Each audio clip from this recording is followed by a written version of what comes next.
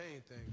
You know, I had to diss her. I told her don't mess with the E double, man. It's trouble. Hi, this is Liz Jolie with Global Wire News and Hip Hop TV. I'm here with EPMD, Eric Sermon, and Parrish Smith. We just saw a great show. Thank you so much for coming out to Oakland. How are you guys feeling tonight? Good. Feeling good.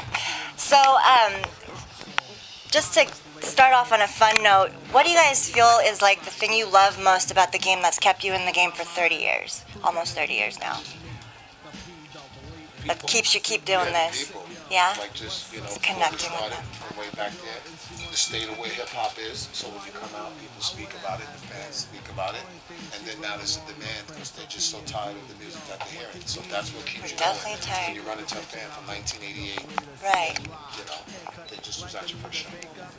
So even though you guys have been such pioneers and set the tone and have influenced so much of hip hop, where is it today, and what would you say about lyricism and whether it exists outside of what you guys have set up for us? Well, it may not exist in the mainstream, but it definitely exists. Yes. Oh, absolutely. Battles and the battle cages and stuff like that. There's some real serious lyricists out there. We got two, at least we got a couple of big mainstream ones, which is J. Cole and Kendrick Lamar. Big Crit. We got some, you have some out there. It's coming. Hip hop is making a surge. It's not making a surge. Because it's been able to come back around with the influences that you guys have set up, right? Yeah. So I've heard from previous interviews that you guys were angry during that time. Would you say that that is relatable to today and the climate that we are in? Angry. I saw in an interview that at the time that Strictly Business was released that you spoke from a place of anger, or that you were angry during that time. The third album we were. Okay. Yeah, that was. You're correct, but this 2 albums before the third album. When you're speaking about that, would you find that to be relatable today?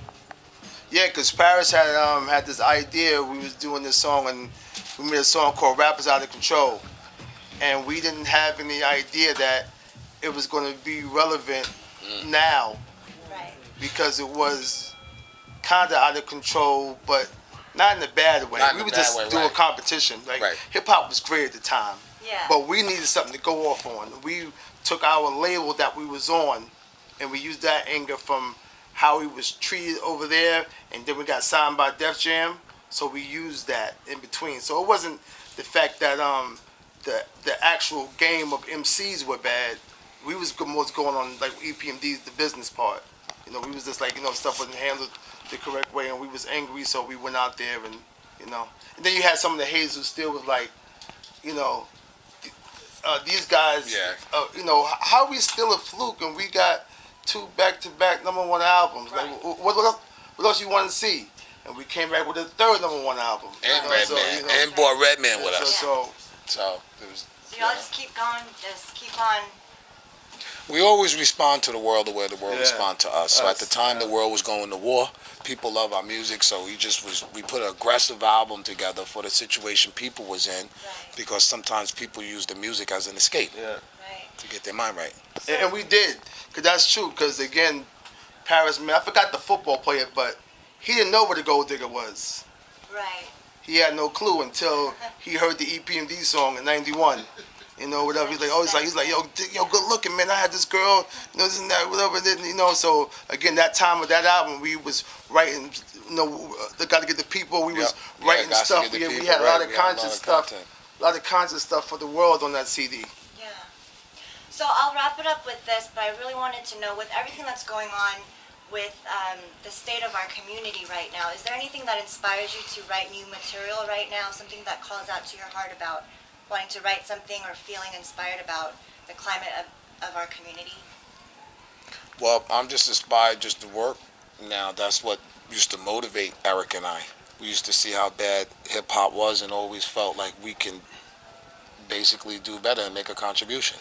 So now that it's where it's at now. A song is everything. Like I said, for a second language. You can really, everybody knows a certain song, where you was at, what you was doing at the time, what it made you feel. You put songs on around the house that make you want to clean faster, or make you want to cook something, or make you want to be with your loved ones. That's how powerful music is. So you can't tell me that you can't change something. If your pocket is fat from the community, why can't you just tell a child one thing? You don't have to have a whole album of it. Just tell them something. While you eating off the culture, give them something. Right. You know? And that's what I guess, like you said before, like it always says how you was raised. I looked at that very small when I was coming up. Like, well, he was raised by a son, so that's why he, you know, I didn't think that mean nothing. But you're right. How you raised is a big thing, because that's what you follow. Absolutely. Well, thank you so much for keeping the game strong with your influence. Thank you for being with Global Wire and Hip Hop TV. Yo, what's up? It's Eric Sermon. Yo, this is Paris Smith from EPMD. And you're watching Global Wire with the fine hosts on the West Coast.